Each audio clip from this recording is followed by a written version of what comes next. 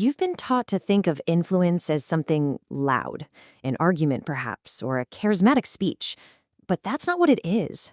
True influence is quiet. It's an invisible current that runs just beneath the surface of every conversation.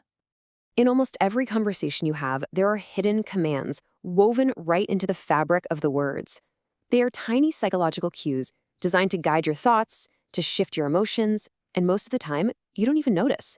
But once you learn to see them, your perception of every single conversation is going to change permanently. Part 1, the command behind questions. We're going to start with the most common tool there is, something you use every single day. But it has a purpose, a hidden function that goes far beyond what you've been led to believe. So, what is a question? You think it's for gathering information, but it's not. A question is a subliminal command, disguised as curiosity. Its real job is to direct your brain, telling it where to look, what to feel, and what it needs to reconsider. The person asking the question, they control the entire frame of the conversation. They decide what matters. They are deciding what you focus on.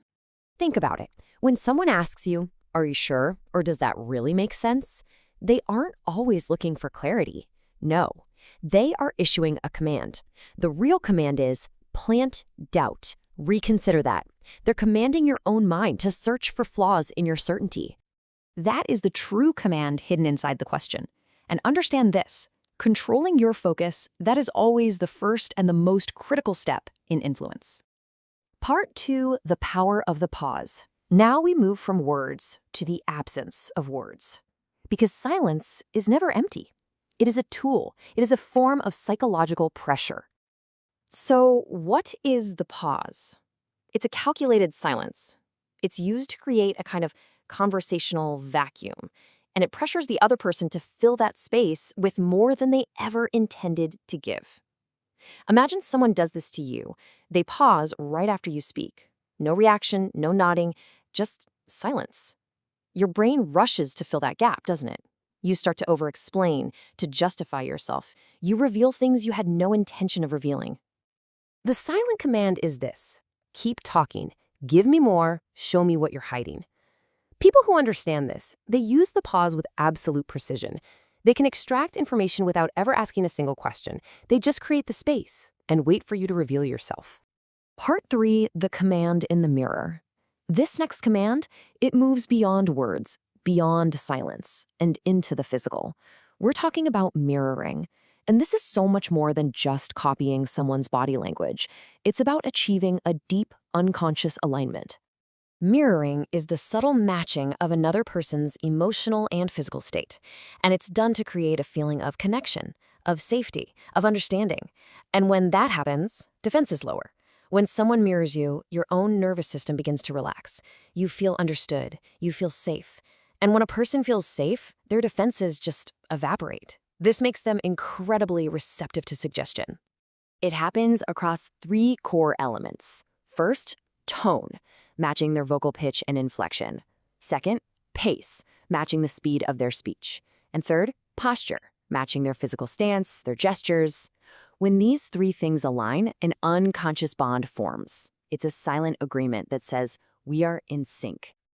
The command of the mirror is simple. Trust me, we're the same. You can open up. And once that trust is there, once the defenses are down, you can guide the conversation almost anywhere with practically no resistance at all. Part 4, the art of the reframe. And now we come to what might be the most powerful command of all, because this one doesn't tell you what to think. It tells you how to think. The reframe. It's a technique that just bypasses resistance completely by reinterpreting the meaning of an experience, which in turn changes your emotional response to it.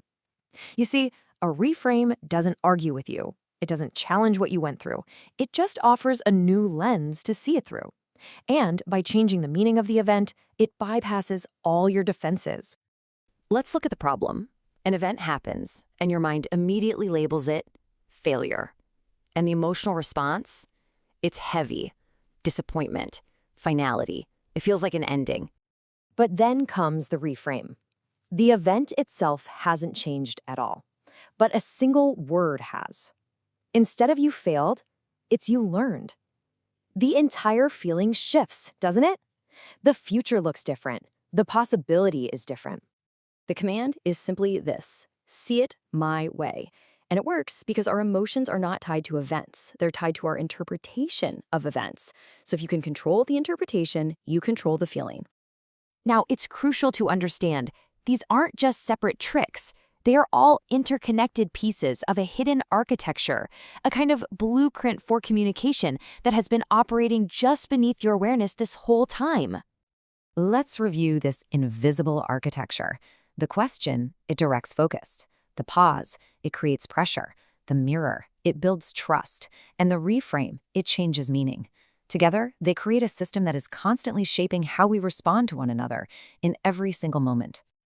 And once you see these patterns, something happens. You become immune to their unconscious influence. This isn't about learning to manipulate. It is about awareness. It is about gaining an entirely new level of perception. From now on, you will no longer just hear the words in a conversation, you will see the architecture. You'll see the structure being built around you, with you, and that changes everything.